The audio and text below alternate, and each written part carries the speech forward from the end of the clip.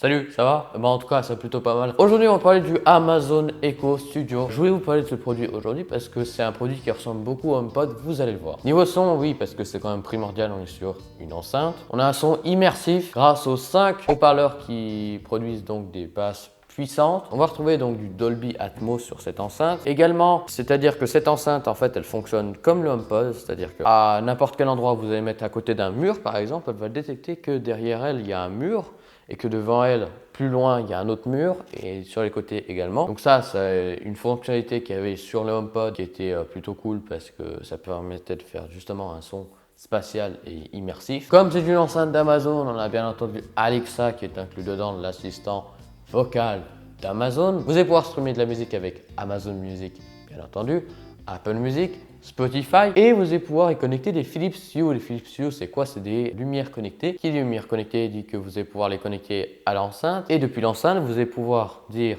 à Alexa, allume les lumières. À l'arrière, on va donc retrouver un port mini jack 3,5 mm. On va retrouver un port d'alimentation puisque cette enceinte, elle fonctionnera toujours si vous la mettez sur charge puisque c'est une enceinte de maison, c'est pas une enceinte portable. Au-dessus, on va retrouver un bouton pour couper le micro. Vous appuyez sur ce micro et Alexa ne vous entendra pas, ne sera pas à l'écoute. Et si vous le appuyez une fois dessus, Alexa vous entendra et sera à l'écoute et pourra vous répondre. On va retrouver aussi un bouton d'augmentation du volume et un bouton de diminution du volume et enfin un bouton d'allumage. Niveau taille, en hauteur, on est sur 20,6 cm ou 8,1 pouces et en diamètre, on est sur 17,5 cm ou 6,9 pouces. Donc c'est une enceinte bien entendu de maison puisque c'est quand même assez mastoc. Niveau poids, on est sur 3,5 kg ou 7,7 pounds. Et donc c'est sorti le 7 novembre, bien entendu sur Amazon au prix de 199,99 €. C'est relativement pas cher pour ce que ça propose, sachant que à côté, le HomePod est à peu près pareil, il propose à peu près les mêmes fonctionnalités, vous l'avez vu dans cette vidéo, et pour un prix qui est de 350 € environ. Et là, on a à peu près 200 € pour le Amazon Echo Studio. Donc après avoir sur le terrain ce que ça peut donner, assez intrigué quand même par cette enceinte qui ressemble beaucoup à HomePod et pour un prix très